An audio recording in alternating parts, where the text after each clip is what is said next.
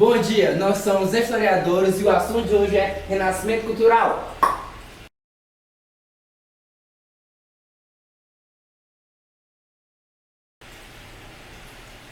A origem do Renascimento. O Renascimento teve sua origem na Península da Itália, que era o centro do comércio mediterrâneo. Com a economia dinâmica e rica, os excedentes rurais eram investidos em produção cultural. A burguesia, oriunda das camadas marginais da sociedade medieval, tornavam-se mecenas, investindo em palácios, catedrais, esculturas e pinturas, buscando aproximar o seu estilo da vida da nobreza. A Itália, favorecida pelo grande número de obras da antiguidade, inspirou os artistas do Renascimento, a literatura e o pensamento da antiguidade grego-romana, serviram de referência para escritores renascentistas e contribuíram para a formação de seus valores e ideais. O Renascimento cultural foi um movimento que teve seu início na Itália no século XIV e se estendeu por toda a Europa até o século XVI. Os artistas, escritores e pensadores renascentistas expressavam em suas obras os valores, os ideais e a nova visão do mundo, de uma sociedade que emergia da crise do período medieval. Na Idade Média, grande parte da produção intelectual e artística estava ligada à Igreja. Na Idade Moderna, a arte e o saber voltaram-se para o mundo concreto, para a humanidade e a sua capacidade de transformar o mundo.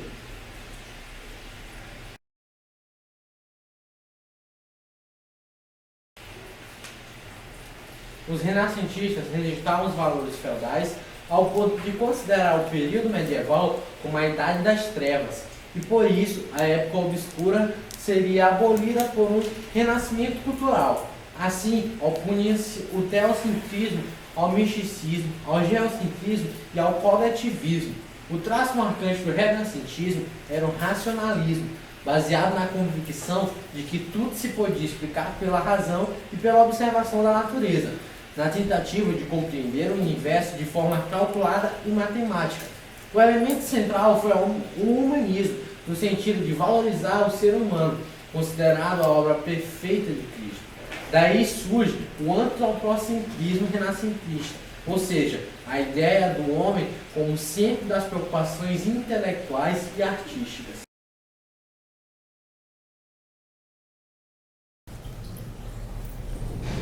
Melhoria nas técnicas de produção agrícola. Um conjunto de transformações ocorridas na agricultura, a partir de novas técnicas e tecnologias. Ferradura, plantação de culturas, charrua e entre outras. Na medida que fez surgir o excedente de produção, dinamizou o comércio, as cidades e a burguesia, abalando os pilares do feudalismo.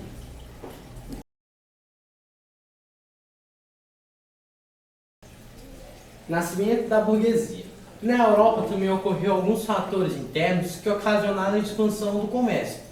O crescimento demográfico ocasionado pela seção dos invasores árabes, húngaros, e estavam ocasionando elevado crescimento dos mercados.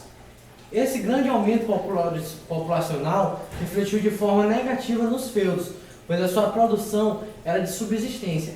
Sendo assim, o consumo crescente gerou um desequilíbrio na produção, que era mais suficiente para atender a demanda.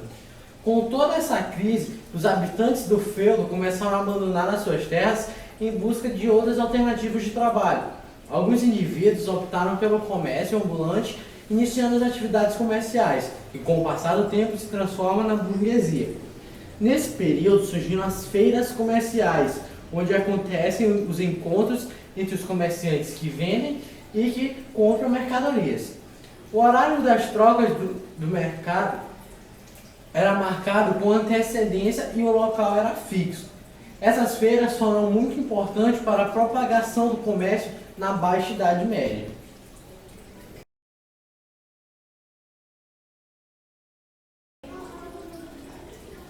Fim das invasões germânicas.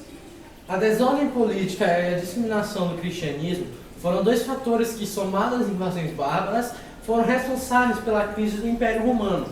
Esse processo de ocupação foi realizado pelos bárbaros, povos que eram assim chamados pelos romanos, por viverem fora dos territórios do Império e não falarem latim.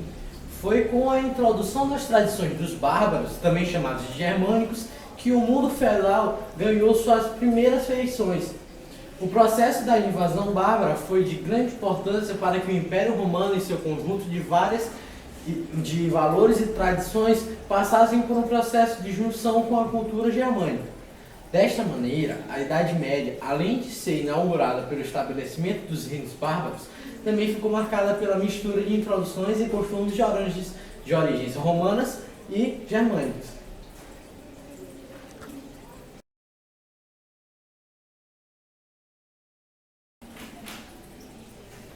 Começo das Cruzadas.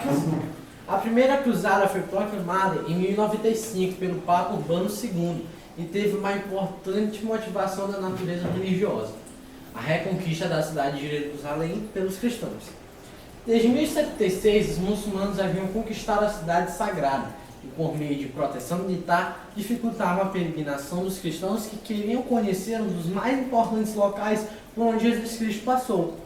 Na verdade, a primeira cruzada não foi um único movimento, mas um conjunto de ações bélicas da natureza religiosa, que inclui a Cruzada Popular, a Cruzada dos Nobres, a Cruzada Germânica e a Cruzada de 1101.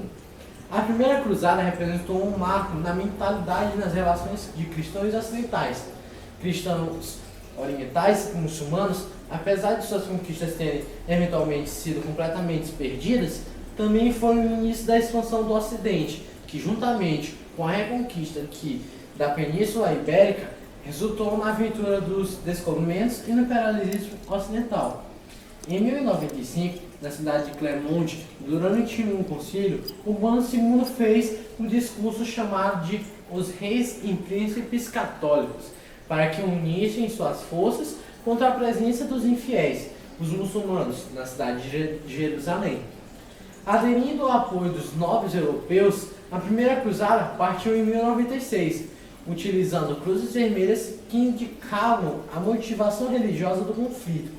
Os participantes da primeira cruzada iniciaram sua batalha saqueando várias cidades até atingir o seu destino final.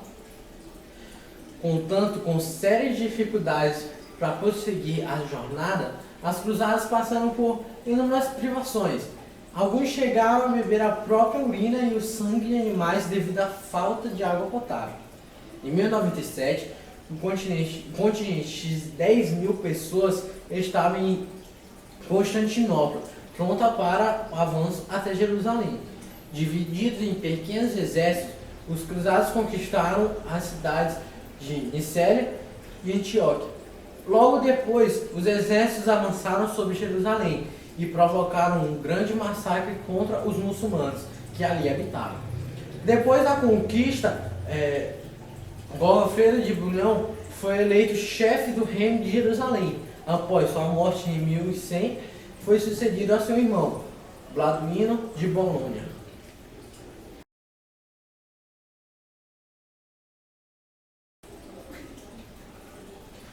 O êxodo rural. Muitas dessas novas cidades surgiram a partir dos burgos, que eram um conjunto de habitações fortificadas que serviam de residência para os burgueses. Com a dinamização da economia nas cidades, em função do comércio, muitas pessoas começaram a deixar o campo para tentar a vida nos centros urbanos. Portanto, nos séculos XIV e XV, a Europa passou por um importante processo de êxodo rural, onde a saída das pessoas do campo para as cidades. Bom, galera, essa foi nossa aula de hoje. Espero que tenham gostado. Espero também um joinha. Fui!